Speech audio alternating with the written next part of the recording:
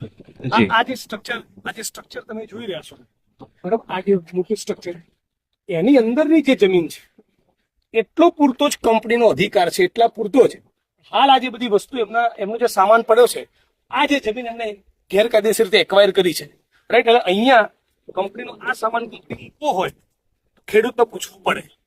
કંપનીનો એના સિવાયનો કોઈ બીજો અધિકાર રહેતો નથી. ભાઈ બરાબર વાત છે. હવે તમે જયારે આ બધો સામાન તમારો અહીં પડ્યો છે ને એના કારણે અમારી જમીન બરબાદ થઈ રહી છે, પણ હું તો કહું છું ધારો કે બરબાદ નથી થઈ રહી, મારા ઘરમાં તમને આવા દેવા કે નહીં આવવા મારો વિષય છે. આ જમીન ઉપર આ સામાન કંપનીનો મૂકવાનો અધિકાર નથી. પણ કંપની મૂકવો હોય, ખેડૂતો સાથે બેસી ડાયલોગ કરી ટેબલ ટોક કરીને પૂછવું પડે કે કેટલું વળતર થશે, અને વળતરની રકમ કંપનીને ખેડૂત બંનેને મંજૂર હોય તો વસ્તુ અલગ છે. બાકી આજની તારીખે કંપનીનો અધિકાર આ દોરડા તાણવાનો નથી. અને આ બધો સામાન પણ અહીંયા વેરવિખેર જે કરીને મૂક્યો છે, આખી જમીન કેપ્ચર કરી રાખી છે કંપનીએ, એનો પણ અધિકાર નથી. મામલતદાર, પ્રાંત અધિકારી, કલેક્ટર, પોલીસ પ્રશાસન અને રાજ્યની સરકારે અહીંયા આવીને જોવું જોઈએ આ કંપનીઓ કેવા તાઇફા કરી રહી છે.